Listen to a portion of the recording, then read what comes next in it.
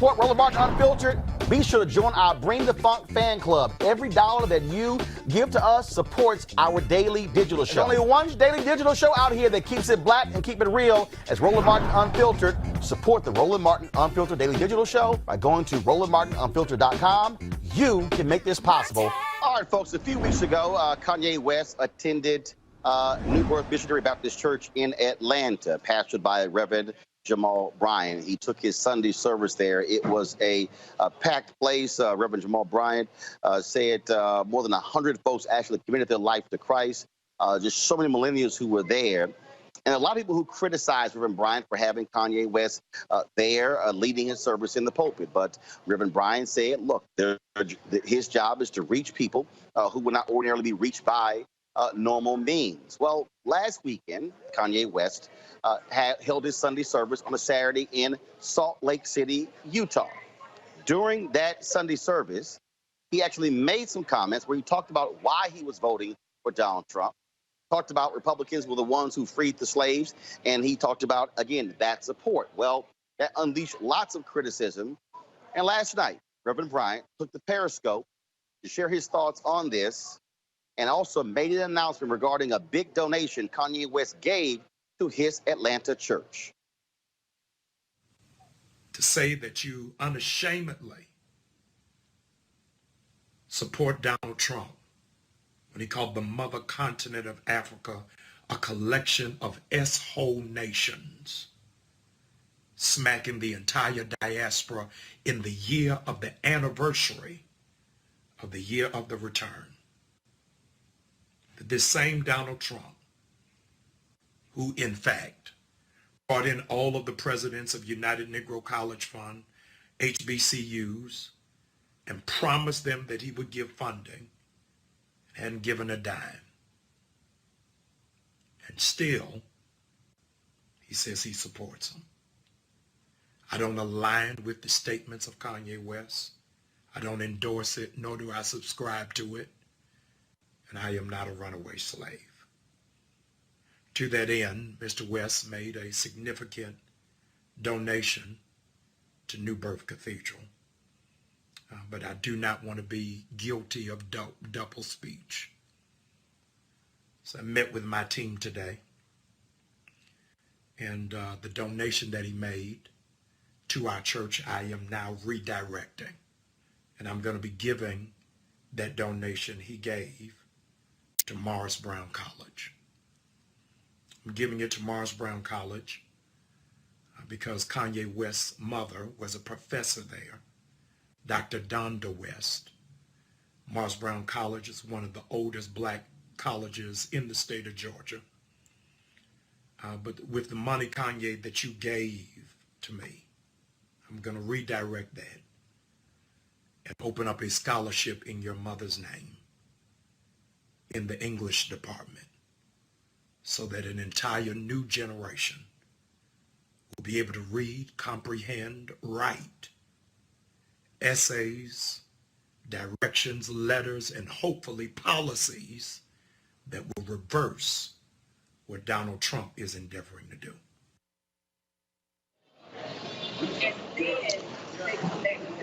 Greg Carr, I want to go to you first. There are a lot of people who, again, criticize Reverend Jamal Bryant for having Kanye at his church. I dare say I disagree with those people. The reason I say that is that you look at the Sunday service, look at those previous Sunday services, Kanye West, it was music driven. It wasn't about politics. But what he did in Utah is what changed the game. And it caused people to say, oh, is Kanye using Sunday service as a rally, if you will, for Donald Trump? To me, it makes perfect sense what Pastor Jamal Bryant did by saying, giving that money away, not going to the church. He certainly was bothered by what Kanye had to say.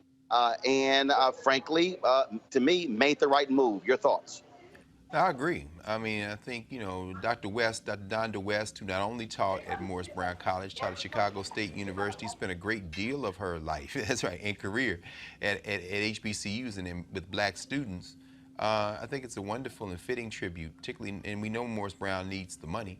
As it relates to whatever Kanye is or isn't doing in the church, you know, my dear brother, I don't really have a dog in that fight. I don't believe that we should be listening to celebrities for anything politically if they haven't distinguished themselves, unless it's Paul Robeson or Nina Simone. I don't really see the need to try to parse through anything Kanye West says. And if he wants to go in the church, the doors of the church are open. I would agree with Jamal Bryant or Michael Eric Dyson or anybody else that says whosoever is, let them come. The only other thing I would say is this. You know, the important thing for me, what we just saw on Periscope, is that Jamal Bryant said, I met with my people, with my directors, with my board.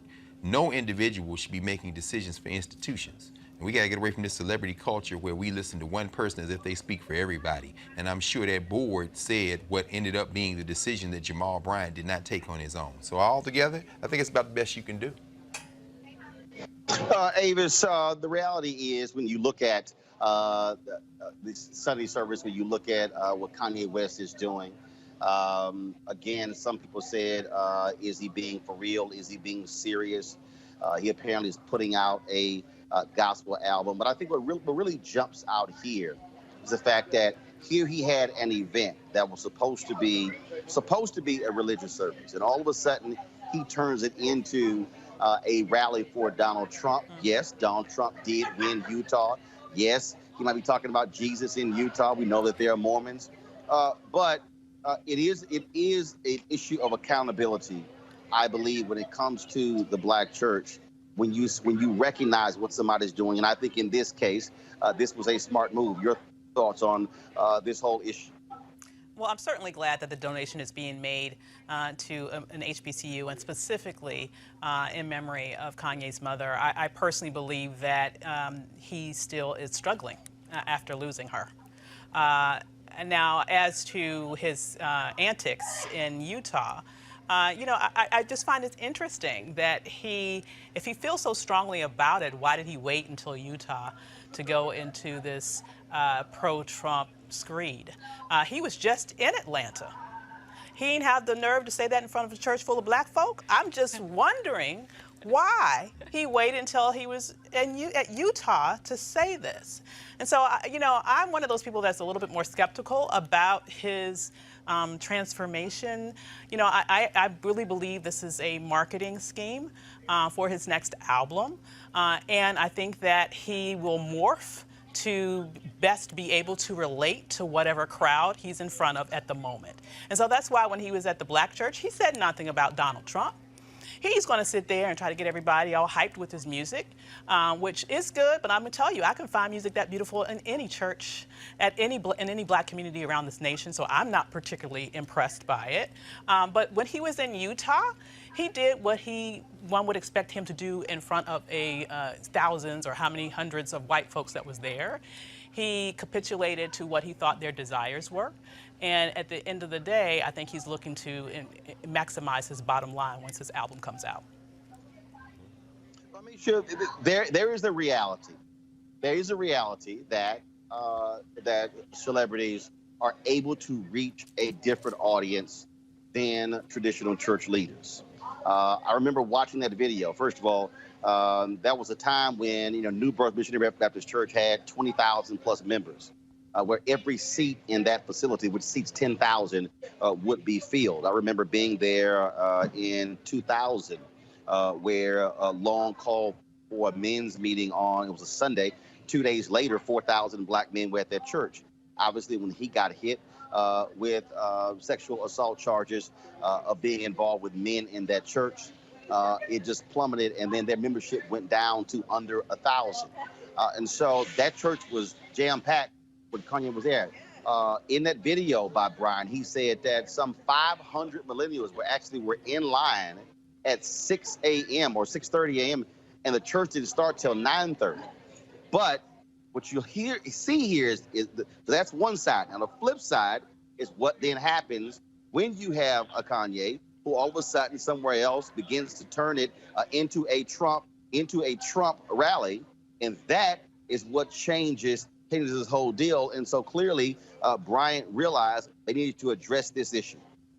Absolutely. I feel like at the end of the day, the recognition has to be here. People came to that church for Kanye. They didn't come to that church for Jesus. And moving beyond that, I think that the timing is also very interesting because, as you know, a week ago in D.C., there was the huge Blexit rally and all of those, and you had a ton of millennials, particularly the outreach to black would-be Republicans. And I think that, to be honest, there has probably been a conversation between Trump and Kanye. He's elevated Kim Kardashian in the criminal justice space and everything. There's probably been a conversation between him and Kanye about what Kanye can do for him. And I think that at this point, it is the Trump campaign wants to get more black support. They've offered to pay different rappers, athletes, and others to come out and basically tout the campaign initiatives for them. And I think that Kanye is somebody who he sees as a friend, somebody who is well-known, somebody who has respect in the black community, someone who he thinks can really help carry the mantle for him. And I think that he was using his Sunday service as that. I agree with Avis that at the end of the day, he wasn't going to do this in a black church in Atlanta. That's just not the audience. But I do think that he is going to continue popping up along the campaign trail, not necessarily at campaign events, but utilizing this newfound audience in terms of the church-going group that he's trying to get going to help him to pass along that message.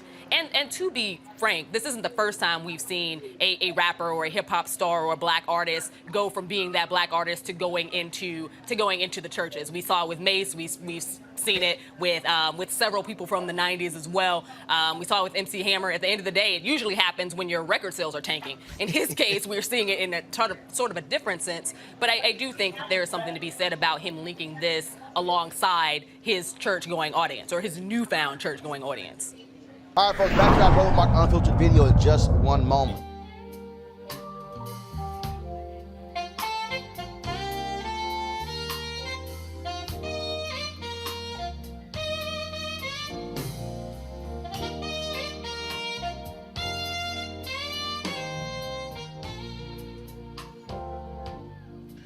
All right, folks, that's my frat, Gerald Albright there. We're going to be in Cabo November 7th through the 11th for the second annual Life Luxe Jazz Experience. It's an unbelievable lineup of folks there, 14 different acts, including Gerald Albright, Alex Bunyan, Raul Madan, Shalea, Roy Ayers, Ernest Quarles, Johnny McClurkin. It's going to be an unbelievable gathering there. Of course, if you want to be able to go to lifeluxejazz.com, LIFELUXEJAZZ.com. But if you can't make it there, you can still get your live stream pass, courtesy of GFNTV.com. That's GFNTV.com. Live stream pass, $10.99. You'll get access to all 3 days, 14 different acts performing at the Life Luxe Jazz Festival. And again, the website you want to go to is gfntv.com. Would love for you to check it out. I'll be broadcasting Roland Martin Unfiltered from there on Thursday and Friday. And again, Friday, Saturday, and Sunday, you can check out all of the fantastic concerts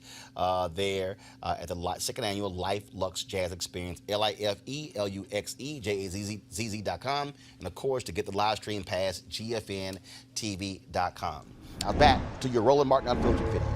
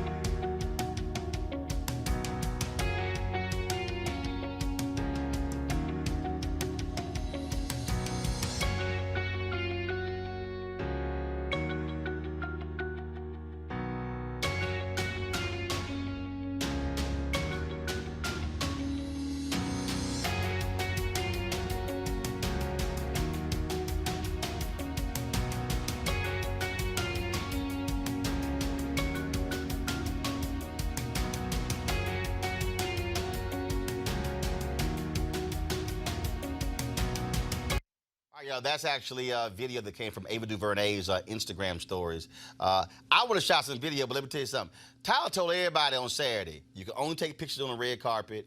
You couldn't take pictures anywhere else. And that's why on the inside, folks didn't take photos. So when we got on the trolley on Sunday, didn't nobody know what the hell the rules were. So we like, we ain't taking the damn thing. So, you know. But right, it was called owning your content. Like, nobody, I'm like, everybody on the bus was like, I ain't shooting the damn thing. Because I ain't trying to get escorted off. That's right. Because they were real clear. And so you figure like if Oprah or Ava shot something, you know, they might get a pass. Everybody else like, we ain't getting no damn pass. So that's what happened there. There are many other photos, of course, they're releasing. But it's so the houses you saw there, if you see the show, The Haves and the Have-Nots, and another one of the shows. So when you see those homes, normally when you watch a movie, they have the outside of a house, but it's really just the external shots. And then normally the inside is actually shot on a set somewhere. Or actually what they did is those are actual homes built to code in Atlanta. Those are actual homes, bedrooms. They're actual homes, and so that's a neighborhood. And then also on the property, they had that's also part of the National Register, so they could not destroy a number of the other homes that are on this property. From a military base. Right. It was a Confederate Army base, and then became a military base. Then it got decommissioned, and so they could not tear down these older homes. But they were able to go in and completely gut the inside. And so I was talking to Terrell Whitley, my frat brother, CEO of Liquid Soul, and Oprah stayed at one of the homes on the property. And so when Pastor Shirley Caesar, when she spoke at the Gospel Brunch on Sunday, she said, this ain't a movie studio. She said, this is Tyler Perry City. She's like, this is a city. And actually, and when you go, just like when I went to Fort Knox, I mean, Fort Knox is actually Fort Knox. It's not like there's a city Fort Knox. It's the fort. And so it's the same thing. You go in this place and they've got they got a grocery store, they got a beauty salon, they got homes. Tyler announced he's going to build a compound on that acreage for LGBTQ teens who've been run out of their homes and women who've been involved in sex trafficking, and create a place for them to be able to get their lives back on the property. So I mean, it's just an amazing. How big is the property? More than 300 land acres. Mass. More than 300 acres. So it's larger. Wow, okay. It's larger than the Disney, 20th Century Fox, and I think Paramount. Larger than their lots combined. So if you go to Los Angeles and you go to the Paramount lot, you see this big sound stages and everything. But look, LA landlocked. But bottom line is, but you could take those studios and put them on this land and still have 60 acres left. Wow. You know, I was listening to some interviews that he did, one with Gayle King on CBS, but also in some print media, where he talked about how for years and even now, Hollywood ignores him. And so I'm paraphrasing now, he said, Hollywood ignores me, so when you get ignored, you build your own, if you will. Yes. And this testament, this build out, this opening was just a real testament to what he's built and will continue to build, doing good in the community, yes, but also it's kind of his thumb in his nose at Hollywood, saying, I can build my own. And there are a lot of lessons in that. Well, Welcome to my table. I would say a thumb, but I would also say you can call it an FU. But you can also call it. I was trying to clean it up. No, but you also say that I'm not going to spend a whole lot of time begging you. Right. I keep telling people this story. people keep talking about his TV shows and TBS deal. Everybody forgets. Tyler Perry had a development deal with ABC. He was shooting a pilot for ABC. They sent notes back saying, hey, we really think that you're using Jesus a little too much. So could you just take all those extra Jesuses out of the show? And Tyler was like, okay, I'm just going to leave. Right. He literally walked away. Now, you're told, are you crazy? You had a development deal with ABC? And he was like, yeah, but I wasn't going to let somebody sit here and tell me. Yeah, because you spend all your time arguing instead of creating your own thing and controlling your own content. Well, because of Issa Rae, when she had a development deal initially, I think it was with ABC. What happened there was there were so many notes being given. And she's like, okay, that her original vision completely was gone. And guess what? Show never got picked up. Right. Yeah. So she said when I interviewed her, and folks, y'all go to our YouTube channel, you can watch this interview. And she went back and she regrouped and she's like, you know what? I'm not doing that again. Right. And so when she did Insecure, her deal was she was more secure, saying, no, this is my vision. This is what I'm going to do. Right. And the show becomes successful because she adhered to the original vision. And I think what's important, to your point about if they are not going to say, come to our table. I mean, I tell people straight up, when News One Now got canceled, and when I said I'm going to do this here, when we did the State of Our Union. So what happened was we get canceled December 2017. Trump gives his State of the Union address in January. Frederica Wilson announced she wasn't going to attend. Maxine Waters announced she wasn't going to attend. And I'm like, no, we got to do something. We got to do something. And so what I decided was, I said, I'm going to launch this show. I was in makeup, and an hour from going live at Shiloh, my phone rings, and it's Tyler Perry.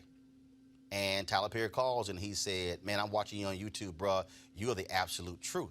He said, please, man, you're our voice who's speaking truth in this way. He said, please tell me you're planning something. And I said, as a matter of fact, I am. Now, mind you, Tyler Perry didn't have my number. I ain't have his number. I was sitting here, we would see each other on the red carpet. We never even had a conversation longer than 5 minutes. And then I told him, he said, and I love it that it's independent. And so even now, so when people come up to me and they say, man, why don't I see you on MSNBC or CNN or Fox? I said, guys, look. It's all about content control, narrative control. I have to wait for them to call me. And they so I said, like there was a point in 2017, in 2015, MSNBC was calling me constantly for Morning Joe. And all of a sudden, call stopped. Right. Trump gets elected. All the shows are blowing me up for 4 months, 4 and 5 times a week. And all of a sudden, call stop. And then it's been intermittent since then. Like I might get a call, it might be 2 months, it might be 1 month, it might be 3-4 months. And so why am I gonna sit there and it's like, man, I got all this stuff to say, we can do this here, but I'm waiting on them.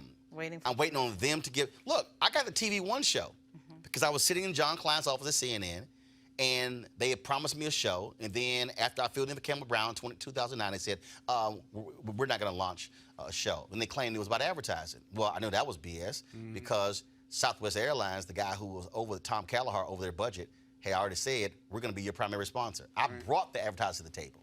So the point there for people need to understand, we could have easily sat there and just waited for them, like, well, hopefully they'll come around. No. We're going to build this, and then we're going to keep building it.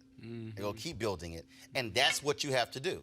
And I think for a lot of people, they're looking for, let me be real clear. Validation. White validation. I got to say that. A lot of people are looking for white validation. They're looking for validation from these other networks, and I told y'all the other day, and I sent the commentary to Tyler, and he loved it. Black people. Tyler Perry's commitment to black people and the black consumer built that studio. Those were black. He didn't worry about crossing over. They said, no. Medea is for this audience. Now, the rest of y'all like it too, that's fine. And it shows the power of the black consumer. And I just hope black people, the reason I keep showing y'all these photos and these videos, I need black people to see that it was not a black, creative, talented businessman who built the studio. It was the dollars he earned from black people that built the studio. Right. Yeah. That's right. That's right. And that's the thing. And he remained committed to his black audience on top of all of that. So he didn't walk away. He didn't take the money and walk away. Right. He took the money and reinvested in them and continued to put out product and content. Instead of As you being a said. small fish in a big pond, he created the pond. And Right. Right. He said, I'm going to build my own pond. And he can do the own. Gotta believe in yourself to do that. It's Right. about the content and the control of the narrative and the control of the content and the ownership. That's it. No, If you don't have that, you are always on somebody else's playing field, That's no matter it. what. That's it. All right, folks, over the weekend, I had the honor of being one of the VIP guests at the grand opening of Tyler Perry's new studios in Atlanta this weekend. It was unbelievable. We should have some photos, I think, of the event. It was unbelievable. It took place on a Saturday and Sunday. I was not there Saturday for this. I was not there because I was speaking at the Baltimore Civil Rights Gala there. But he dedicated the various sound stages that he is named after prominent African Americans. You see Diane Carroll, Whoopi Goldberg, Spike Lee, Harry Belafonte, Sidney Poitier, Oprah Winfrey, Harry Belafonte, Denzel Washington. I know I'm missing somebody. It was an unbelievable experience. My wife was there. She enjoyed it on Saturday. You see Spike Lee right there. This location is on it was a former Confederate Army base. Then, of course, it later transitioned to a U.S. Army base. And, of course, Tyler Perry took it over. It is an unbelievable place where they've already shot. First of all, it's been open for 5 years, okay? But they just had the grand opening. And they've had all kinds of different movies there, and not just his productions. And, in fact, this studio lot is actually bigger than the Disney lot, the Fox lot combined. And there's still 60 more acres. And so these are all the various photos. Now, the reason you didn't see a lot of photos on social media, because Tyler's people said, you can't take photos. And I was here yesterday. This is from the church service that took place yesterday. Unbelievable, folks. Of course, you have Vanessa Bell Armstrong, Shirley Caesar. You had Smokey Norfolk, the Clark sisters, Yolanda Adams. All of them were singing. You see Hillary Clinton, Bill Clinton, they were there as well. That's the great Cicely Tyson. Had a chance to get a photo and talk with her as well. It was just unbelievable. And so let me say this. This is critically important. That those of you who see those photos and you say, oh, that's great for Tyler Perry. But the reality is this here. Black people built that studio. I had Tyler Perry speak at the National Association of Black Journalists last year, and we were texting in March when I invited him, and I said, this is what I want you to do. I want you to come talk to our membership about how you respect your audience and how your audience will respect you. Tyler Perry has never crossed over. That studio was built by black folks. Black folks went to see Tyler Perry's plays. I don't give a damn if you don't like Tyler Perry's Medea plays. I don't care if you don't like his movies. The reality is that black consumers, that's how he was able to do what he's been able to do. Television shows, the movies, the stage plays. He is targeting a black audience. And he said this at the BET Awards. He said that when people were talking about Oscars so white, he said, I'm not interested in sitting at their table. He said, y'all can go do that. I'm going build my own table. He put that on Facebook and Twitter as well in his Instagram page when he said he just celebrated his own table. Why am I saying that? It's because there are a whole bunch of us who love to talk about crossing over. People said after TV One ended my show, man, you're going to go to MSNBC? Go back to CNN? No. Why? Because I'm going to create my own show and build my own show and then turn that and build my own network. Yeah, man, but didn't you hear? No. Because see, here's what we have to understand. He now controls his destiny. He's employing his own people. He's also providing opportunities. In Bishop Jake's sermon yesterday, he talked about how when you create a platform, you're actually creating a pathway for others to be able to live their dreams. When I think about the black folks who you now see on cable television, who came through Washington Watch on TV One, who came through News One now on TV One, I can take this thing back further. The black folks who I put on blackamericaweb.com when I ran it, that was all using the platform to be able to elevate other folks. And that's what Tyler Perry has been able to do. This is the power of black economics, which means that we have to learn to fully respect our dollar. And for too many of us, we don't do that. Now, I said our dollar, not that person's $1,000, not that person's a million. Because see, here's what happens. We often will say, well, if the well-off black folks would do this. First of all, they are. They are. Yes, Robert Smith, the billionaire, paid the debt off of the Morehouse class. And it's probably going to number some $40 million. And there's people who would say, well, Oprah should do the same, not realizing that Oprah put more than 200 brothers through Morehouse College. Paid for the full education. She didn't do one grand gesture saying, I'm going to pay off this whole class of student loan. She put essentially a whole class of brothers through Morehouse, pay all the expenses. We have to recognize that every dollar matters. When you think about HBCUs, started by freed slaves who took pennies and nickels and gave for those schools. That's the equivalent of $1 and $5 and $10 today. So the real issue that you have to ask yourself is, what are you willing to do? And Black Panther made $248 million his first weekend. I put this on Instagram. I said, imagine if every black person who went to see Black Panther would give the equivalent of 2 movie tickets to their favorite HBCU. Y'all, it's right there on my Instagram page. People, man, what you talking about? That can't change nothing. What $20 gonna do? I said, the same $20 from you, and you is how Black Panther made $248 million. Hello. Everybody didn't go out and rent a studio and say, come watch it for free. Collective dollars creates economic opportunities. And so as you watch these photos, as you see the videos that are gonna come out of this amazing experience, you're probably gonna be saying, wow, Tyler Perry spent millions of dollars.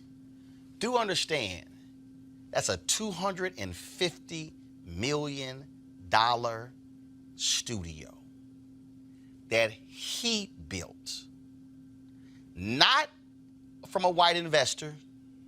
He didn't partner with Disney or Fox or any of those networks. He built. There was a video that was also shown when they were creating that. At the center of that studio, they cut a hole in the center, and he placed a Bible in that hole. And then they covered it up. Because this is a black man who lived in his car, who was homeless in New Orleans, who, when he did his first play, nobody showed up. But he didn't give up. So I'm saying all of that because when we sit back and criticize, oh, his movie isn't this, and it isn't that, do understand what they also did?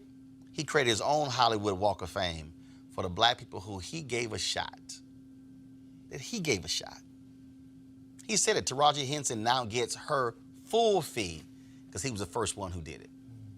No one. Idris Elba first played a gangster. Every movie role he got was a gangster, but it wasn't until he played a daddy in Tyler Perry's movie that he started getting different roles. I'm saying all of that because as black folks, we have got to stop playing this silly game of trying to have white validation. Hello. I got no disrespect if you are white or Asian, Latino, and then you appreciate what somebody does. But what I'm trying to say is, when you believe that your stuff is less than. I'm gonna close with this. I was on a panel in Cincinnati a couple of months ago, and the brother who was sitting next to me thought that he was speaking for me when he said, you know, this is what he said, y'all. We gotta support Roland show, Roland Martin Unfiltered.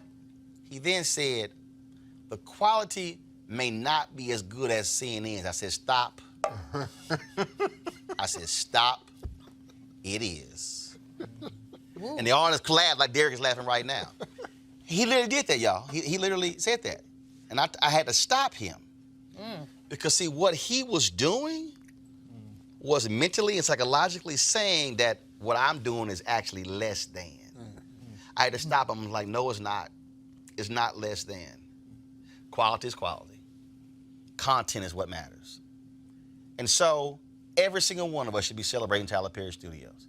If you ever bought a ticket to a Tyler Perry play or movie or soundtrack or a t-shirt or a mug, you made Tyler Perry's studio possible. That is Black excellence. It is the largest in history Black-owned major studio. But I will be remiss if I did not mention that Tim Reed and Daphne Maxwell Reed opened their own studio in Virginia more than 20 years ago. That's right. This is not the first Black studio. AFSCME show had his own studios as well. So learn your history. But in terms of major studio this size, nobody Black has ever done it. That's because of faith in your God, faith in yourself, and faith in Black people. That's how it happened. So with that, congratulations, Tyler Perry. I got a chance to briefly speak to him yesterday, and he said, got a bunch of people I got to speak to. He said, but I'm sure you're going to put these thoughts into a text and send it to me.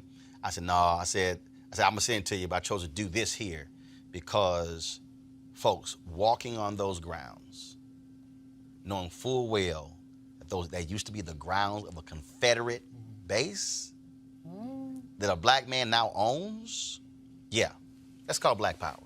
It's called Black excellence. And not a single person who was there, more than 1,000 folks, walked away, not blown away, and now thinking about how can I take my thing to the next level.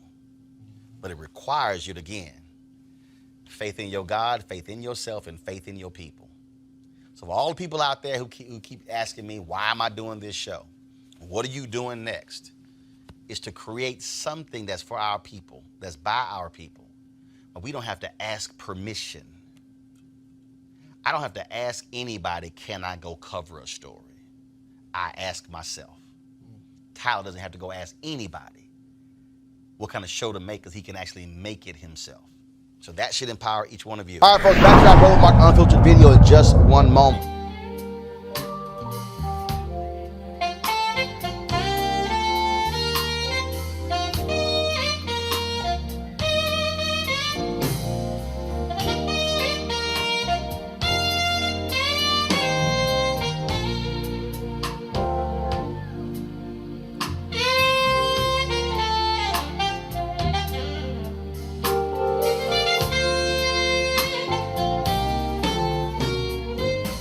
All right, y'all, that's my alpha brother, Gerald Bryant. We're one of the many performers at the second annual Luxe Jazz Experience taking place in Cabo, Mexico, November 7th through the 11th. The folks at GFNTV.com, they're going to actually be live streaming all of the concerts covering those 3 days. You can get a streaming pass, of course, for $10.99. Let me, again, go over who's going to be 14 different acts performing. Gerald Albright, Pieces of a Dream, Alex Bouillon, Roy Ayers, Kirk Whalum, Donnie McClurkin, Shalea, folks, a number of people who are going to be performing, a number of R&B, jazz, and gospel artists, again, taking place 7th through the 11th. That's the Luxe Jazz Experience. The live stream is going to be November 8th through Sunday, November 10th.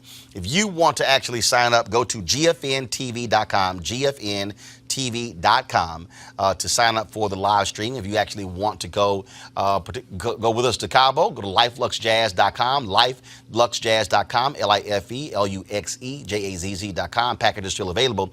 But if you can't afford that, you can definitely, of course, get the live stream for $10.99, covering you for 3 days. It's going to be an amazing time. I'll be broadcasting Roland Martin Unfiltered there Thursday and Friday. So I'm looking forward to you, if you do go, being part of that experience. And, of course, you'll be able to see the show right here as well. And so, again, be sure to get the live streaming pass for $10.99. Go to GFNTV.com.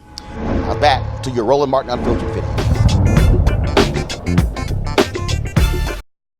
You want to support Roland Martin Unfiltered? Be sure to join our Bring the Funk fan club. Every dollar that you give to us supports our daily digital show. There's only one daily digital show out here that keeps it black and keep it real. As Roland Martin Unfiltered. Support the Roland Martin Unfiltered daily digital show by going to RolandMartinUnfiltered.com. You can make this possible. Oh man, how hard is it to be black? A black man in Portland, Oregon. Remember, he was accosted in the hotel where he was on the cell phone talking to his mother. And a security guard came up to him and said, "What are you doing here?" Demanded proof that he was actually staying in the hotel. Demanded to see his room key, and he continued to press him. Well, Jermaine Massey is now suing the Hilton Doubletree in Portland for $10 million. What eventually happened was that the security guards told Massey he was loitering and that he was a risk to the safety and security of the other guests. Eventually, the hotel manager called Portland police, who then escorted Massey out of the hotel. Massey was not arrested, and the police officer who responded to the incident offered to drive him to another hotel. We'll keep you updated on this suit. Amisha, what it just goes to show you, and this is a thing that white Americans don't understand. In fact, I had a black conservative who was upset with me because of our crazy ass white people segment. He was like, "Well, what if somebody else had a segment called Crazy Ass Black People?" You don't see black people doing the kind of stuff where calling the cops on somebody black who's barbecuing, or saying your car was 1 inch in the crossway, or selling lemonade and then calling the cops. You don't see that happening. And here's a case where, again, brothers in the lobby talking to his mom on the cell phone, staying at the hotel, but they say, "Oh, I'm sorry, you're loitering." This is called being black in America. Absolutely. And anyone who doesn't see it or understand it is someone who refuses to see it or understand it. At this point, you know, we're at a point in our nation's history where these types of stories keep ticking up. Not that they haven't always happened, but they're getting, or at least in black media circles, the actual coverage that they deserve. In this case, one of the things that struck me the most is that there are meetings that happen in hotels across this country every single day by people who do not actually have a key card, or are not actually people who are staying at that hotel. They are as frequented by people who are just there to hang out or to meet somebody else as a Starbucks is, with people not actually purchasing or doing anything other than having conversation. And those folks rarely, if ever, again, unless they're a black man, have someone who steps up and asks them any questions whatsoever. So I think that this also goes to the fact that we know that there are people who hang out in hotels and have those conversations, and if there is a loitering rule, then that loitering rule should apply equally to everyone. But there is absolutely no reason why you should confront someone who is literally on his cell phone, not bothering anybody, and basically be forceful towards them and elicit the type of behavior that we saw this individual doing. I think that this goes to show, one, how, again, people in authority, literally white people in authority, often view black bodies, specifically black men.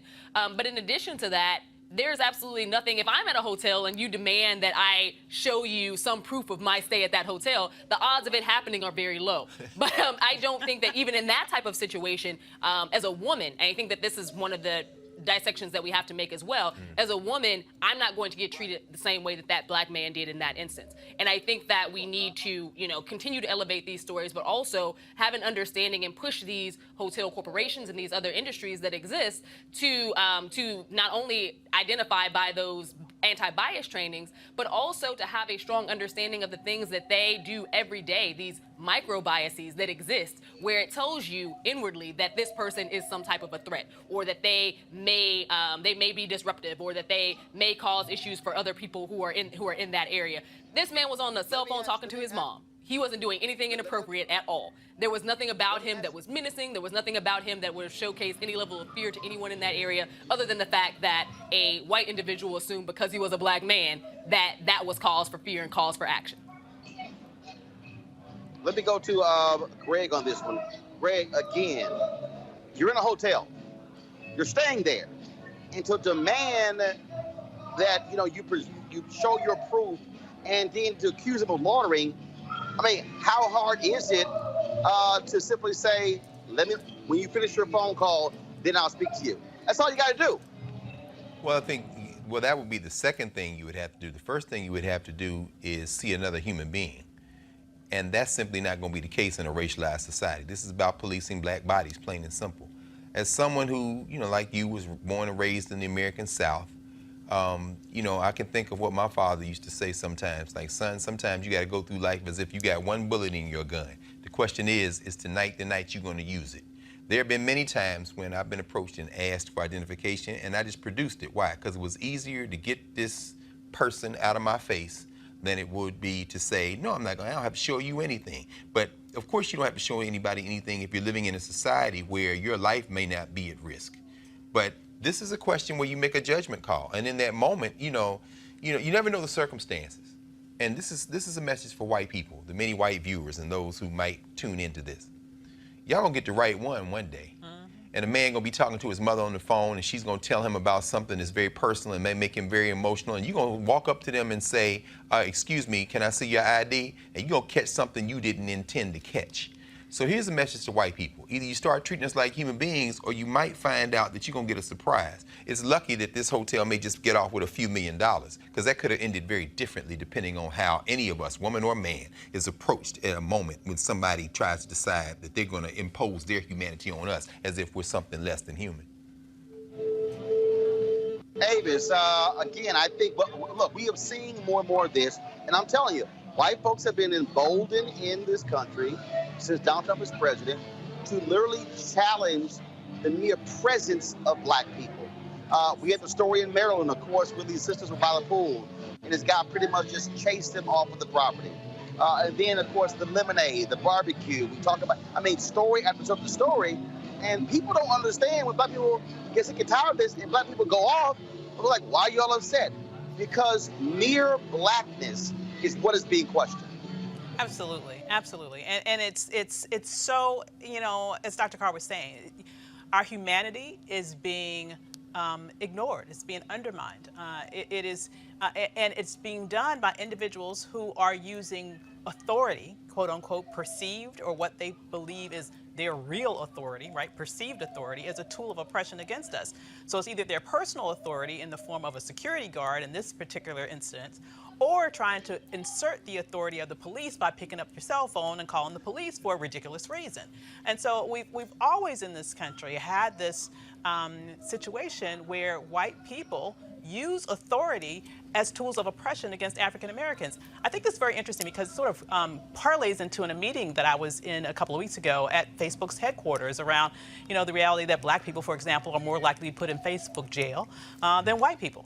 And one of the things that was brought up in that meeting in terms of one of their explanations for this was that white people just tend to report more than black people. And they will report all sorts of ridiculous things, but according to them, a lot of the people who interpret what's being reported are people from around the world. So they don't even understand our cultural context here in America to really make oftentimes good decisions about whether or not what was reported was actually something that deserved attention.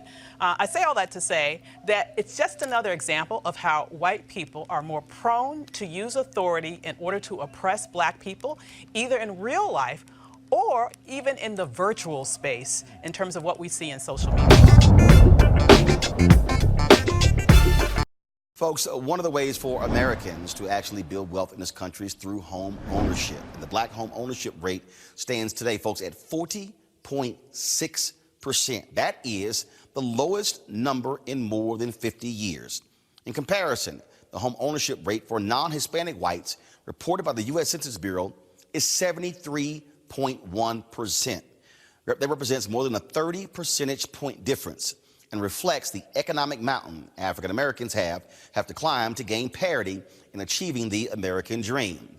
We're joined now by the National Association of Real Estate Brokers, newly elected president, Donnell Williams, to discuss this disparity. And Donnell, glad to have you on the show.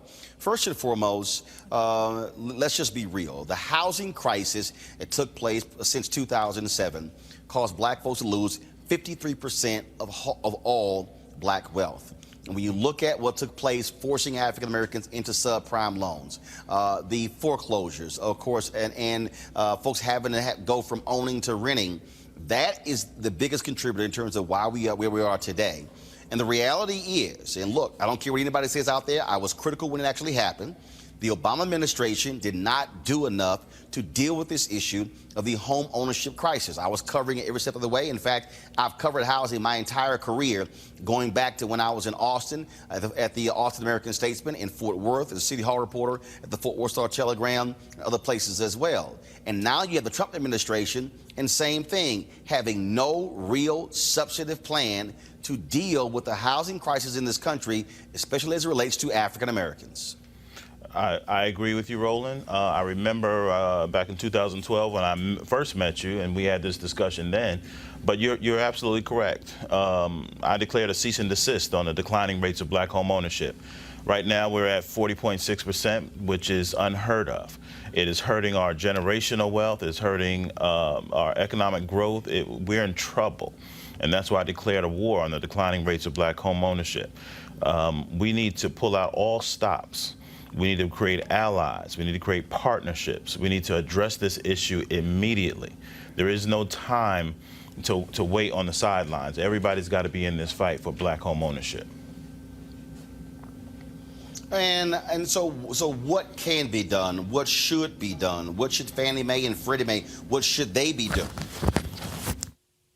Well, we're at a point right now at the association, which is the National Association of Real Estate Brokers, where we have come up with solutions to actually help the declining rate. Right now, there are 1.7 million black millennials, low-hanging fruit, that make over $100,000 a year that do not own a home. We're looking at educating them, giving them the tools, the resources, helping them to empower themselves and mobilize so that we have a new growth spurt of homeowners coming up. We started a campaign under our 2,000,005 new black homeowners in 5 years campaign called HouseThenTheCar.com. HouseThenTheCar.com. That's where we're pushing our people. We're trying to get them ready, get them to understand DTI, get them to understand creating a budget, get them to understand credit, down payment assistance, and what have you, so that maybe we begin that turn, because you're in violation if you have a landlord and a Land Rover. All right, I know our panel has some questions for you. Who's first up? I'll go. I think this is a really interesting issue. As a homeowner who became a homeowner late in my life, right, in my 30s, I found the process really overwhelming. But one of the things I've been thinking about now that I'm no longer a first-time buyer, what exists for that buyer in the middle who's not a first-time buyer, who maybe is a move-up buyer, right, whose family is expanding or whose needs have changed? How do you help those folks retain ownership of what they may currently have, and then also purchase something else that may suit their life at that point in their life? Well, we have an entire series to help people in that category, because interesting enough, the average age of a black homeowner is 48 years old. Home purchasers, 48 years old. We all on this panel understand that that's a little too late. We need to start earlier. But we have a series of classes to educate people on how they bequeath, how they transfer that wealth once they own it. We don't want to lose the wealth, because the average age of folks born before 1965, half of the black people owned their home before they were 50 years old. Now that number has totally reversed. Now we don't own our homes. So we're trying to show that entire generation, the baby boomers, if you call them, the baby boomers, how to transfer that wealth and how to do it smartly. The people that I talk to in the community often don't know what the specific benefits are of home ownership, because if they have an apartment or they have a place to live and they got the Range Rover, they figure they're hooked up. I think it might be a good idea to specifically break down what the benefits are of home ownership. And I also want to know specifically what you meant, because I think other people want to know the same thing, is what does it mean that we're in trouble? So that's two questions. What are the elements of that in troubleness, and what are the benefits of home ownership? Okay. Benefits of home ownership: generational wealth, security, financial security. Owning a home is the keystone of financial wealth. That's the first step for most of America. They came up with the American dream. This is the American dream, is owning a home. They've been giving away land since the beginning, since we got here. So what I'm saying is that the keystone is owning that property. So owning that property then creates the opportunity to build, to get a job, get a business loan, to actually put your kids to college. All of those things, generational wealth, all those things fall into owning that first home, creating that equity. So allow me to also jump in here. One second. Allow me to jump in here, because I think to also provide some context to that answer to the question Cleo just asked. When you talk about what is the benefits, in 2014, when the Wall Street Journal did their article on the fact that $23.09 billion in small business loans were handed out in 2013, black folks only got $385 million of those loans. One of the primary reasons was because of the loss of home ownership. For African Americans, when it comes to, if you're starting a business and you're looking to go get capital, you're looking to get a loan, your most important collateral is likely going to be your home, the equity in your home. If you are renting, you don't have any equity. Here's the second thing. When you talk about security, when my parents retired more than 10 years ago, they were living in an apartment in Houston, and they were looking at fixed income, and they said, we're going to get a smaller apartment. I'm going, it's going to be smaller than this. Well, I still own my home in the Dallas area. I said, my house paid for. Y'all can live there. So they were able to move. So I have parents and a sister and her daughter, both living in a home that's paid for. Now that actually assists them in terms of the ability to be able to live and not actually have to spend that amount of money. Third thing, which is also critically important, when you talk about home ownership. I bought that home in 1999, and it was around $122,000. Of course, we had the housing crisis where it dropped. Now that house is appraised at around $190,000. I've been having folks sending me text messages and calling me for the past 6 months trying to actually buy the home. Why? Because the housing stock in the country, you don't have as much as you did before. And so here it is. I could, if I wanted to, could sell that home right now for $190,000 or $200,000, and then be able to invest that money.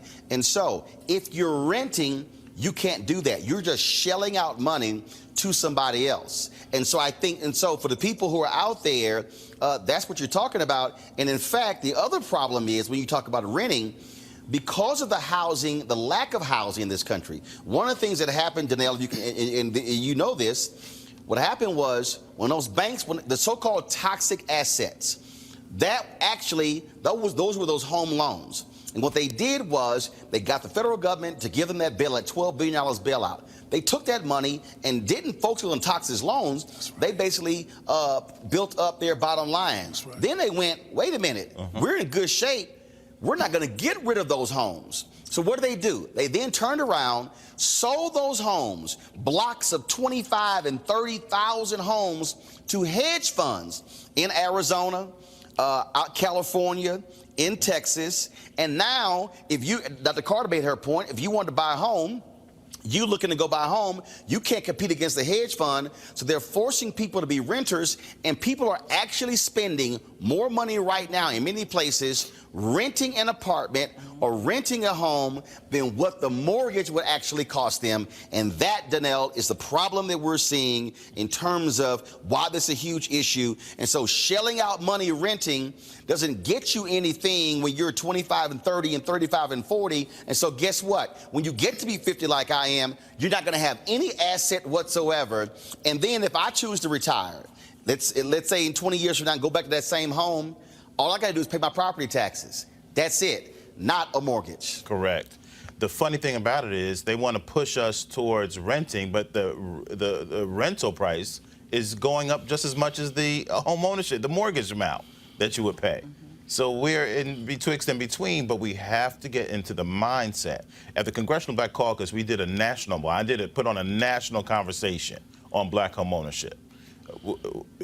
That needs to be done in every local city that we have a chapter in. The national conversation on black home ownership. It's time for us to change the conversation, and we have to get people on board with this, because the security comes. I have a saying: the one who owns the land makes the laws. So we have to change that. Yep, absolutely. Kelly, you have a question? I do. I definitely understand the predicament that we're in terms of home ownership, but as someone who would be a first-time home buyer, a large problem is the gentrification and the influx of prices, especially in the DMV area. So how do you reconcile that with, like, for instance, in my situation, you know, I'm a recent grad, loads of debt, you know, trying to stay afloat. I'm living in DC. The housing market here is absolutely crazy in terms of prices. So what do you do, or how do you reconcile the predicament of gentrification, the influx of prices, and the lack of affordable housing with the fact that we need to own homes? Well, I'll tell you, we have to, you're going to have to be patient. You're going to have to use the tools that are out there. There are tools out there now. HUD tried to stop some of them with down payment assistance, we're proponents. We believe in the down payment assistance. If you're patient enough, then something may come up if you're working with a realtist, and they can help you find. And realtist is a member of my organization, the National Association of Real Estate Brokers, held to a high standard of ethics. So that would that may help you with gentrification. That may help you find a place where you want to be in the town, in the area, in the zip codes you want to be at, closer to jobs, closer to schools, closer to hospitals and doctors and medical and things like that. But it could be a hard fit. I'm finding that we're having a hard fit. People can't live in the same area they grew up in anymore. Yeah. So I mean, you have to be patient. You have to save. You have to, and when it's time to strike, you got to move. Well, and I have a suggestion that I also have. All right, folks. Real quick, Leo. Real quick. You can also consider. This takes patience. Buying property outside of the area, in a nice area outside the area that costs lower, just to establish home ownership. And establish that loan, if you will, or however you're going to secure it, so you can have that in your portfolio, and then you build an equity, and you also can buy a property. I only buy properties that somebody's going to rent if I move out because it's in a nice area that they're going to like. So buy a property that you know is going to be temporary for you, but that's in a rentable area that's outside of DC, that's more cost effective, and plan to use that property, particularly when you get the equity and the kind of situation financially you want to be in, to get a property later in Washington, D.C. Sure. But at least you own property now. Got it. And you got that. Danelle, 30 seconds. Danelle, 30 seconds. Go. We need you to get on board with HousedInTheCar.com. It's a campaign. It's a movement. We have MOUs with everyone from fraternities, sororities, faith-based institutions. The civic engagement piece with the National Association of Real Estate Brokers is going to be huge. We need you to identify with it. We need you to get on board. And black home ownership matters. All right, folks, Joshua Brown, of course, the man who testified in the Bolton case for Amber Guy, of course, was sent to prison, shot and killed on Friday. Today, Dallas police announced that 3 men are wanted in his death. A news conference took place today in Dallas, where they revealed the details of that particular case. This is the video from that news conference earlier today. Police Department, I'm over the Criminal Investigation Unit. So first, let me thank you for coming out on such short notice. I appreciate it. City of Dallas appreciates it, as well as the Dallas Police Department. As you know, Joshua Brown was shot and killed October the 4th of 2019. He was shot and killed at 4606 Cedar Springs in Dallas, Texas, which is why we gathered here today. First, I would like to acknowledge Joshua's family. We in the Dallas Police Department grieve with you. We understand how hard it is and how much pain is related to losing a loved one. No family member should have to suffer that kind of pain. I want you to know that the Dallas Police Department is working diligently on your behalf to solve this case. It's our policy that we pursue all murder suspects. We pursue them aggressively, we pursue them thoroughly, with the hope of bringing closure to the family. As you know, I've said it before, that we value human life. We understand that there are some in the community that do not, but the Dallas Police Department does value human life. Through the dedicated work of my detectives, we have identified 3 suspects in the Joshua Brown murder. Jacarius Mitchell, black male, 20 years of age. Michael Mitchell, black male, 32 years of age. Thaddeus Green, black male, 22 years of age. According to suspect Jacarius Mitchell, all 3 suspects came from Alexandria, Louisiana, to purchase drugs from Joshua Brown. Thaddeus Green was the facilitator. He's the one that contacted Joshua Brown.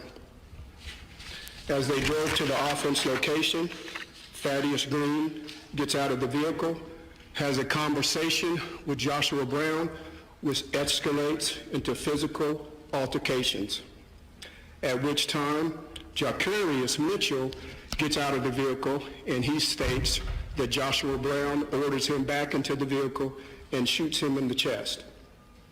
As he's laying in the vehicle, he hears 2 more gunshots. He says that Thaddeus Green shot Joshua Brown 2 times. According to the autopsy report, Joshua Brown was shot 2 times in his lower body. One was a through and through, and the other entered his body just below the spine, traveled upward, damaging vital organs. Thaddeus Green also took the backpack that Joshua Brown had, as well as the gun that Joshua Brown had. Michael Mitchell was the driver. He dropped Thaddeus Green off at an unknown location, and he took Jacarius Mitchell to Promise Hospital to receive treatment. He was later transported to Parkland Hospital, where he is currently in police custody. We will execute a warrant for capital murder on him today. We also received numerous tips as it related to the killing of Mr. Brown, and in that we executed a search warrant at Mr. Brown's apartment, where we confiscated 12 pounds of marijuana, 143 grams of THC cartridges, and $4,000 in cash. We have also issued capital murder warrants for the other 2 suspects, Michael Mitchell and Thaddeus Green. I want to assure the citizens of Dallas that we will continue to be transparent, and we will provide updates as they materialize concerning this case. We, as the police department, need your help in capturing the 2 fugitives that are not in custody. We've partnered with our federal partners, and we're in pursuit of them as I speak. If you know the whereabouts of these 2 suspects, please contact your local police department or the Dallas Police Department at 214-373-8477 or 214-671-3690.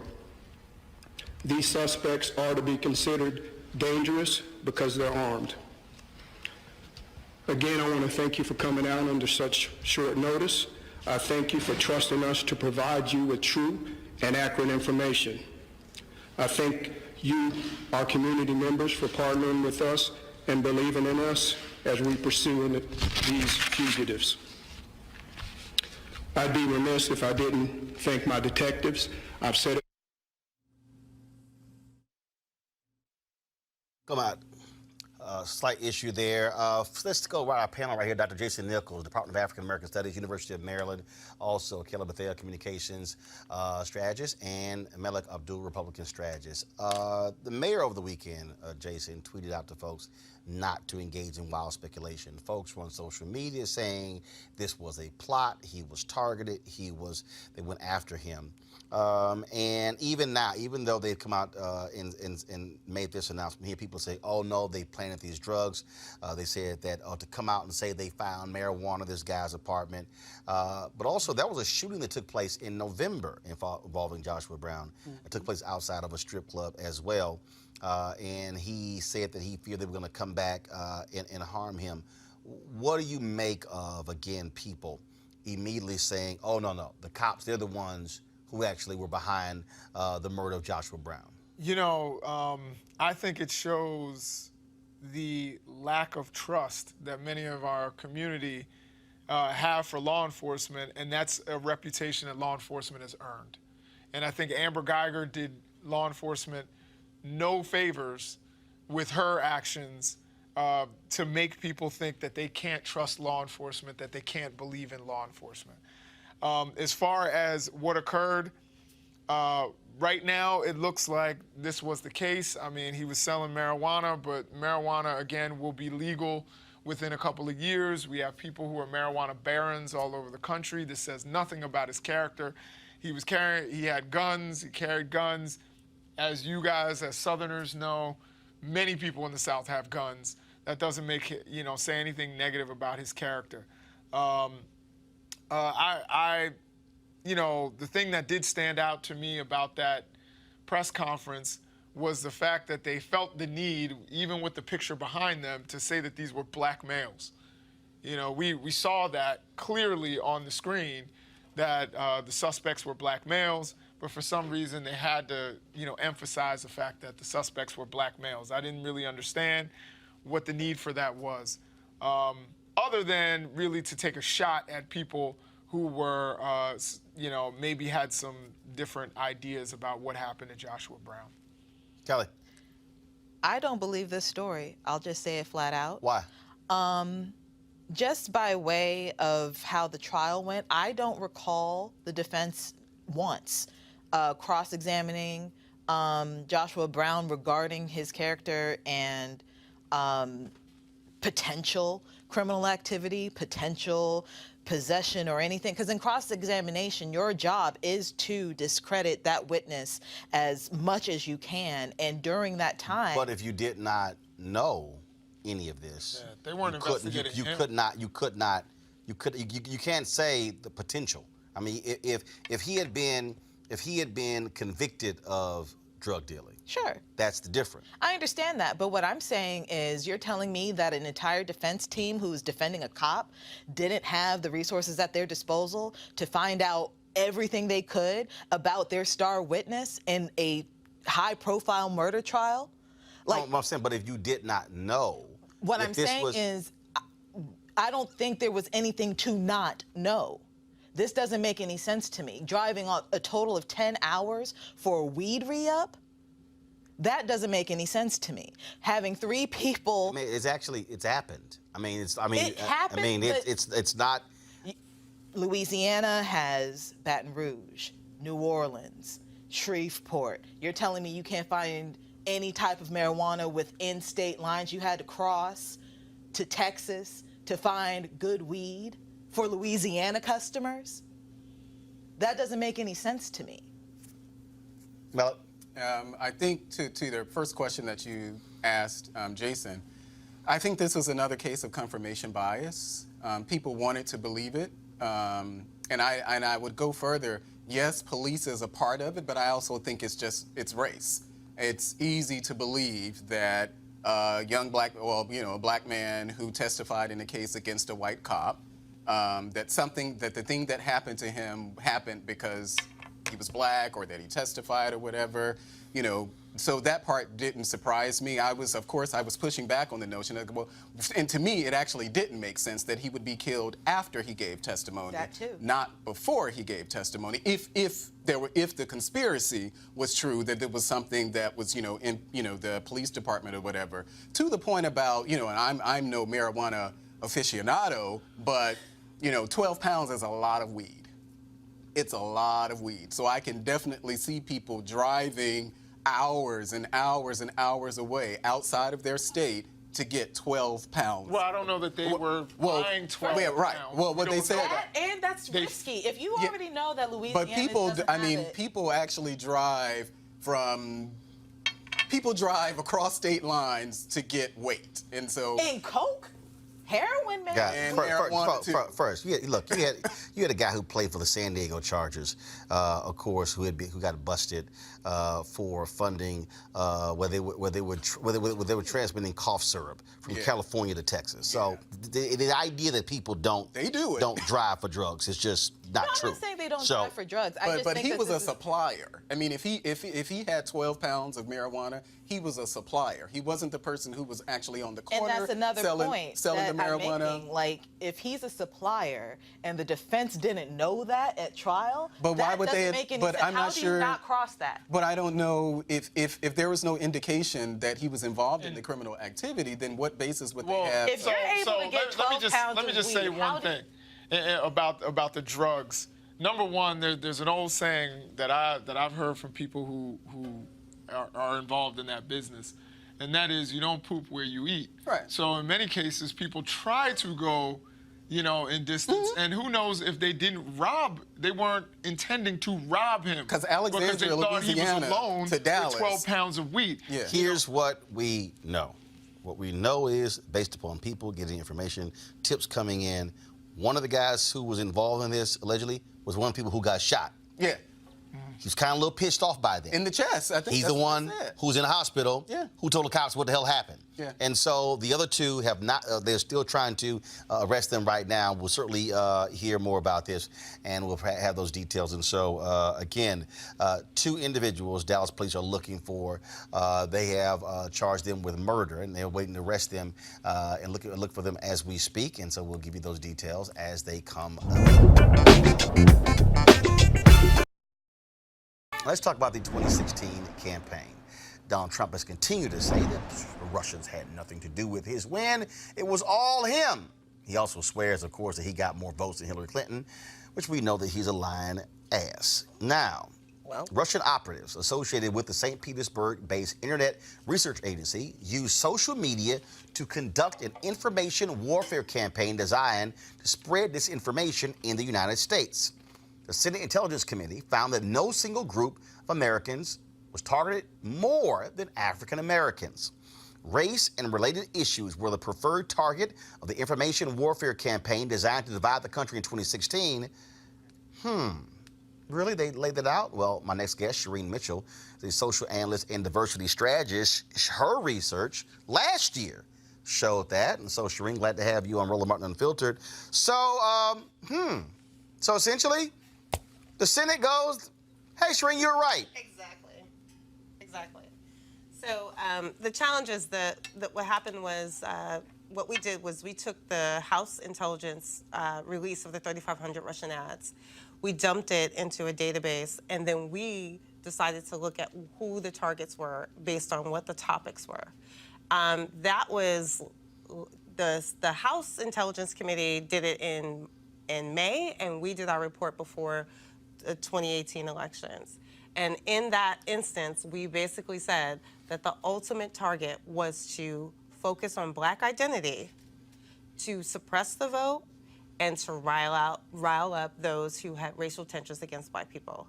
And if you look at the web of our data, you can actually see that Black identity was connected to everything that was listed, which is like Second Amendment, Islam. We can go down to like connections to Tucker Carlson. Like everything was literally connected in our web with the center and the intensity being Black identity. Outside the web was other groups, which is why this part is really important, because now the Senate Intelligence Committee is basically saying, yes, we now know that not only race was targeted, but African Americans were targeted. So outside our spectrum of the web is Latino and Chicano issues. Outside our web is Native American, indigenous issues. And then there's like this really weird, funky, outside part that's like focused on like memes for white boys in college.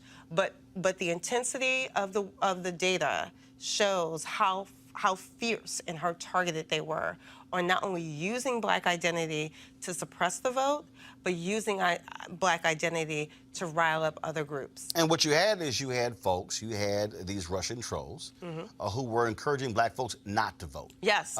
You had individuals who were saying Hillary is the exact same as Donald Trump. Yes. Don't waste your time. We can go on and on and on. And what happened? There was a 2.4% decrease in Black turnout. And you really had them targeting 18 to 39-year-olds by saying that she was the same as Trump, same policies. They were really amplifying the whole super predators comment. All of those different things. They also discovered that one of the biggest Black Lives Matter Facebook pages was actually a Russian front. Yes. Like there was so many. So the thing is, the way that we came to this information was that we were tracking how often we were seeing these fake accounts pretending to be Black women, and for us who know how this works, Black women are like the key to the Black vote. And so the fact that they were pretending to be Black women was on top of the issue. But this part about using the super predator piece is really important, because there was no conversation about Trump and the way that he treated the exonerated five, right? But we have her being repeated all over the place saying super predator. We have issues where we're looking at the crime bill, but we're not talking about where some of that started. So using her as this prop up on this particular issue about crime was also key to kind of sort of suppressing some of the vote. Let's just be clear, though. I don't want to turn this into it was us that made this happen, because you have to understand that overwhelmingly white Americans voted for this guy. Like, some people may not have shown up to vote. Some people may have not been able to get to vote because of information that was being also disseminated falsely by the Russian IRA account. So they were basically telling people, oh, don't stay in line, just text your vote. That's voter suppression. So there was a combination of activities that were going on that includes the stuff that was happening on the ground and what we now know as digital voter suppression. Questions, anybody? So, considering the states that Hillary actually lost, is there data showing that the black vote was affected in those states? Like, is that Michigan, Wisconsin? Like, is there data, the actual data that's showing that in these states, the number of the percentage of black voters were fewer than whatever they should have been? What does that data actually look like? Yeah, there's 2 data points. The first one I want to talk about is the Bryant Center just put out their report that shows that between 2016 and present, there were over 17 million voters who were suppressed, and they show the states. The states purged, I'm sorry, not suppressed, but actually purged. Wisconsin is like the reddest state of suppression. In other words, the way in which they were purging was up to 18%. The other part that I always love when people ask this question, because they always bring up Michigan. So the troll farm framework about them both being the same in Michigan is where you see that happen, i.e., 90,000 people made it to the polls and decided not to vote top of the ticket. They voted completely down ballot, but left the top voided. Which is rare as hell. Rare on. I mean, most people, most it's the highest at the top of the ticket, and then it just drops as you go down. No. So in this case, we have the evidence. 90K literally left out top of the ticket and voted all the way down. And also, let's be clear, he won by 77K. So just imagine if that wasn't being pushed out there as a narrative. No. So did the bots were the Russian bots responsible for people not voting top of the ticket? No, so there's a conversation about psych ops versus what people actually do. So if they believed that they were both the same, they would not vote top of the ticket. So if the message is sent out multiple times, which is disinformation, that these are the same people, i.e., by the way, super predator, but not exonerated 5, it somehow seems to miss people's thought process. I'm sorry. Oh, so do we know what areas in Michigan? And I know I'm getting really specific, but if we're talking about 90K votes and we're going to assume, say, 80,000 of them were for Hillary, do we know what areas, like was it in Detroit? You know, were those votes cast in Dearborn, areas that you would expect that she would win, or were they all over? We're talking about just the entire state of right Michigan. Now we're talking about the entire state of Michigan. So now I can make a comparison because the new data came out from the Bryant Center about which states that actually didn't vote top of the ticket in comparison to, by the way, those who were purged. Because the part that people still don't understand is, like, it's not just about people who are disenfranchised in a way that they don't think they should go out and vote, or being told wrong places to vote, polling places, text your vote, or all these other messages that they may believe that was being sent, by the way. And some of this messaging is still being repeated by, just FYI, some of this messaging is literally happening right now. But what's different is now we can now start to look at an overlay between what we now know as the states that were being purged and the overlay of the disinformation campaigns. So so 2 parts. There has been talk about the potential breaking up of Facebook because of this. One, how do you feel about that? And just in general, what are next steps in terms of preventing this for 2020? So There should be next steps, but like as of today, what the Senate Intelligence Committee just reported out, we're 3 years late. Right. Trying to figure out, oh, this happened. And that's thank you to the Republican Party and Senator Mitch McConnell. That's why. Senator Mitch McConnell has refused, and Trump has refused to do anything when it comes to protecting our elections. They have made excuses, and McConnell's not only very late to the game by saying, oh, I'll go ahead and allow the bill to go forward, which the House overwhelmingly passed. Yes. Republicans voted for it to properly protect our elections, but Republicans in the Senate, Mitch McConnell, Donald Trump, haven't done a damn thing. So the onus is on them. That's just fact. Fact. However, we still have to do something. Like, something has to happen. Like, right. If just acknowledging it, of course, is not enough. Like, we're at the stage where I think more and more people, which, from my perspective, when my report first came out, nobody wanted to believe it even existed. Now we're at 3 years later saying, okay, this thing happened, and now we actually know who was specifically targeted. Now it's 3 years later, and of course the game has changed. Like they have morphed and figured out new ways to come at us. Man, we not know they access election centers. Yes. I mean, so we know that. Yes. And what we don't know is if they install a malware that's sitting there and it will wait to spring up come October and November. Yes.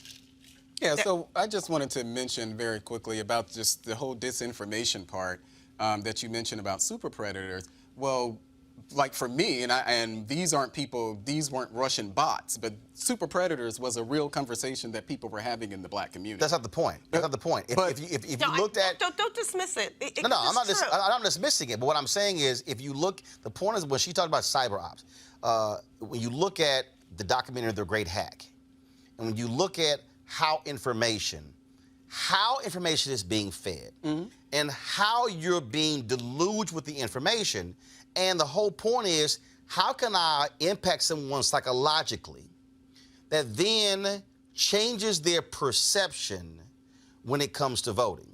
That documentary, The Great Hack, just laid it out, how Cambridge Analytica understood it, how they used it in other countries, and how they were very clear on how they were targeting white rural voters, and and how specific they were with certain phrases and how it was used. So the point was not that that wasn't an issue. The point that Shireen is saying is, how is it that you had this super elevated conversation with Hillary Clinton and super predators, and nothing, but you had way down here Donald Trump saying, taking the full page ad out, and they should get the death penalty. So if there's not full page ad, just to like a full page ad to lynch these innocent boys in Central Park, that was not repeated, and I don't understand how we can have this conversation without. No. What she's saying is, if you have like this much conversation here, and this little amount of conversation, what is actually driving this much conversation? When really what it should have been is sort of like, if there was a lot of conversation about black people, about super predators. And if it was a both, those aren't the same thing to me. I'm actually going to agree with Malik here in the sense that I heard both, but that actually adds to what Shireen is saying, because it made many African Americans feel like they're the same, that they're not different. That's what drove voter participation down. And so I heard the same conversation about super predators, and I heard a whole lot. I heard a whole lot about Central Park 5. That wasn't. No, it wasn't. If you look at the data, Shireen, if you look at the data, go ahead. In the data, the Central Park 5 conversation was not in it. Right. But is this mainstream? Like, is there a difference between black media and like mainstream? No, I think you have to. I vote for mainstream. Hold on one second, Shireen, go ahead. So just so that we're clear about this, like, yes, our community has debates about this particular issue, but let's just also be clear. Hillary Clinton said super predator. She was the first lady. She did not write the bill. She did not vote for the bill. She did not have anything to do with the bill out of her saying super predator, but none of that was talked about. By the way, the person who wrote the thing is running for office right now. The person who voted for it is running for office right now. But Hillary Clinton was the only... Clinton, who is the president who signed off on it, was not punished for that, and you're punishing Hillary Clinton. Hillary Clinton. Hillary Clinton. No. One second. Hold on. One second. Because again, I want Shireen to explain this to people because this is the difference. What Shireen is saying, correct me if I'm wrong, what you're saying is when you look at the data, you had so much conversation. And you then ask yourself, and then when you start breaking apart the data, it's what actually is being reported. And so, again, if you take that, you take in the documentary The Great Hack and how certain phrases were used. What she's saying is that, wait a minute, if you had this super high number of mentions of super predator on these social media platforms, in tweets, on Facebook. So if you had super predator here and you had Central Park here, yes, that would say, wait, but hold up. How could you have that level of disparity? That's what I think she's saying when it comes to the data. But I get that part, but I don't compare super predator and Trump's comments about Central Park 5. Because for me, super predators was something that actually fueled what we're now trying to undo in our criminal justice system. And that full-page ad fueled the potential listing one full-page ad in a one. Hold up. We are not going. First of all, we're going to say actual facts. It was not just a single full-page ad. Okay. One second. It was a full-page ad. In multiple papers and interviews and multiple interviews. Yep. But again, I think you're getting caught up in the wrong thing. No, Listen. Listen. I'm not. First of all, I'm not comparing the law and the ad. What Shireen is laying out that we have. No, I get it. No, not the level. What she's laying out is the intensity of a discussion on social media, which now causes you to say, okay, what was fueling it? Because if it was a natural, organic conversation, you would have similar numbers in terms of folks talking about it. What she's saying is, because you would. What you had is We're talking about an actual law. Super predator was a mythical term that Hillary Clinton used to describe. If you don't understand data, if you don't understand a clear, concerted communication strategy that drives a conversation, and so. What she's saying is if you actually study the data and see where it was coming from, what you had is you had this... A deluge. No. You had a rocket ship fueled by jet fuel. I get it. That was driving this thing, that was throwing out so much stuff, and you virtually had a small amount over here. So the issue here is who was driving it and why were they driving it? And to her point, it was all designed to purposely turn African Americans against Hillary Clinton. Shireen, is that correct? That is correct. Also, please be clear, as I'm sitting here, I have to understand, I grew up in Harlem. I was there in 1989. I will tell you what happened to my community when this whole thing went down.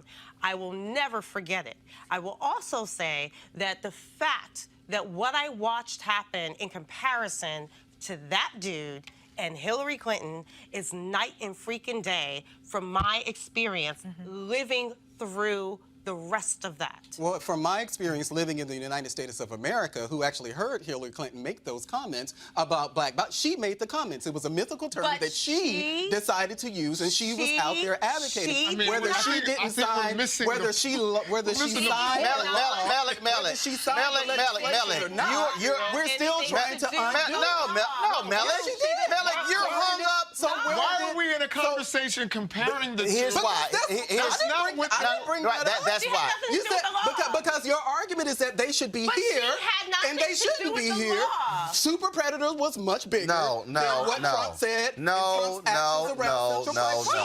was a law that came out of Super Predators. That was a law. Okay, first of all, hold on. No, you're wrong. Melik, you're wrong. Yes, it did. So when she was talking about Super Predator, what was she referring to? Stop. Came out of Shireen, go ahead. 90 conversations. 1989 is when he pushed that whole agenda. No, I'm talking about Super Predator. Excuse me, Shireen, finish. Let's not do this. Shireen, finish. Okay, but let's not do Don't interrupt then. Okay, Don't interrupt. Let's not do this. Don't interrupt then. She won't do that. Okay, well, let's not do this. If you don't interrupt, she's not holding her hand up. This is what we do on the show. No. I am the host of this show. Excuse me. If you don't interrupt, she doesn't have to hold her hand up. We don't have to do that at all. But don't hold your hand up. Go ahead and finish your Shireen, point. hey, Melik, I got this. Shireen, finish your point. 1990, there was a whole history of like these Harvard execs or researchers who basically came up with broken windows. This is not Super Predator, but this is the lead to Super Predator conversation. And then we got to 1994. By the way, 1989 was Mayor Dinkins. 1994 was Rudy Giuliani. And he is the one that changed the policy to institute what is now in policy called stop and frisk. That's where the law came from, not Hillary Clinton and Super Predator. And here's a piece. This conversation has nothing to do with her comment in terms of what was higher. What we're talking about here, with what Shireen's information, her report laid out, and now the Senate Intelligence Committee, is how Russian troll farms took keywords and phrases and used it to purposely drive the anxiety and targeting of black voters, and how they also use Black Lives Matter to drive it towards white voters, and that's how they did it. And the problem is we have a government that refuses to still address this issue. I totally get that. And that's what's up. I totally Shireen, get it. If folks want the report you put together, where can folks go check it out? Yeah, Stop is called, you can find it at stoponlinevawa.com. So stoponlinevaw.com. Stoponlinevaw.com. And I'm actually in the final phase of our second report. So there's more to come. All right, Shireen Mitchell, we really appreciate it. Thanks a bunch. All right, folks, back to our Roland Martin Unfiltered video in just one moment.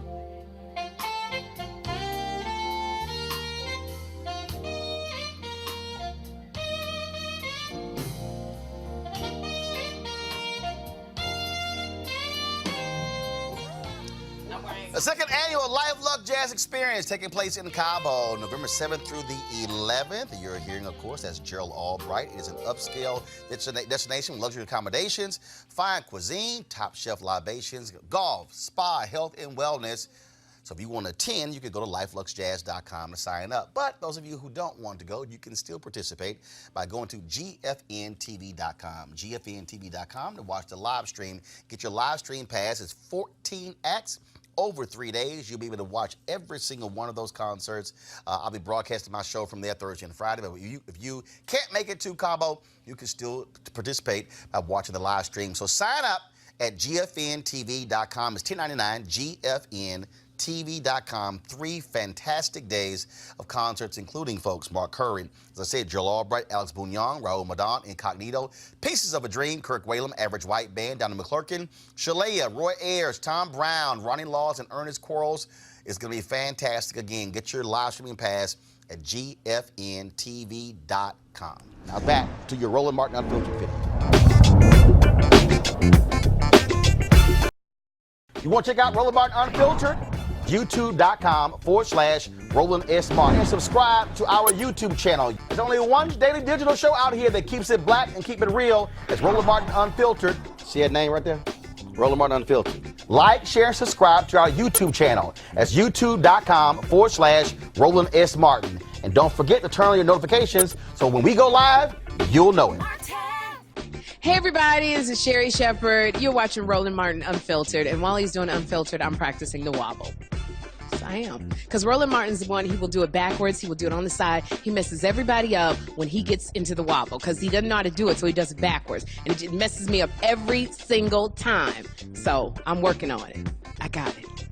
You got Roland Martin. Hi, my name is LaToya Luckett, and you're watching Roland Martin Unfiltered.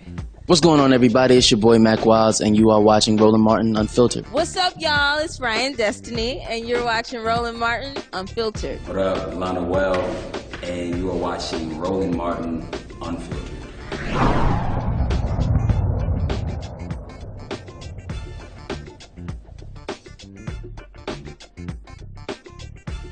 You want to support Roland Martin Unfiltered? Be sure to join our Bring the Funk fan club. Every dollar that you give to us supports our daily digital show. There's only one daily digital show out here that keeps it black and keep it real as Roland Martin Unfiltered. Support the Roland Martin Unfiltered daily digital show by going to RolandMartinUnfiltered.com. Our goal is to get 20,000 of our fans contributing $50 each for the whole year. You can make this possible. RolandMartinUnfiltered.com. Hey fam, want to check out Roland Martin Unfiltered, the blackest show on all of digital, cable, and broadcast. Check out our audio podcast. There's only one daily digital show out here that keeps it black and keep it real as Roland Martin Unfiltered. Press play.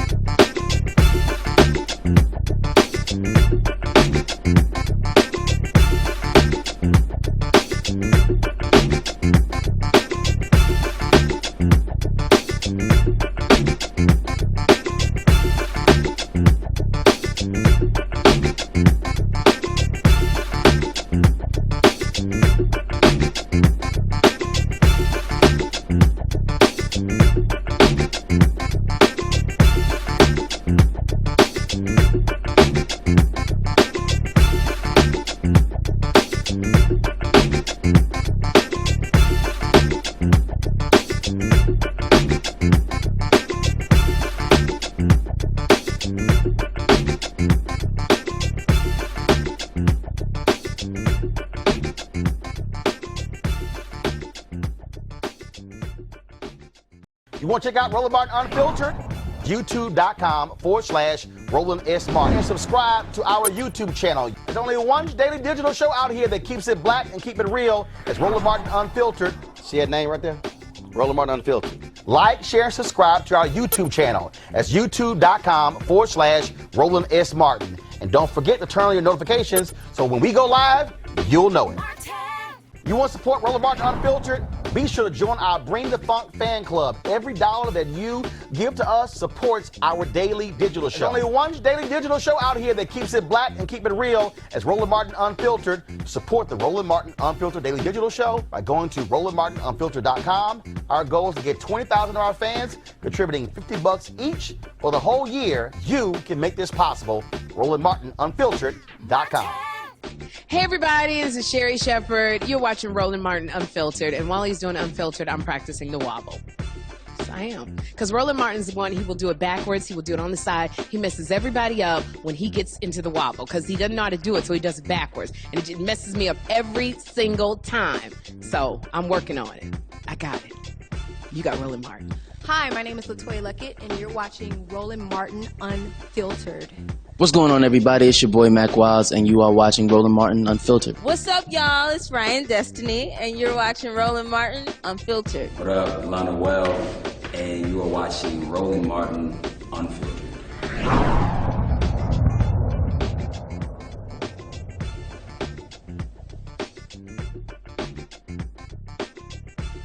Hey fam, want to check out Roland Martin Unfiltered, the blackest show on all of digital, cable, and broadcast. Check out our audio podcast.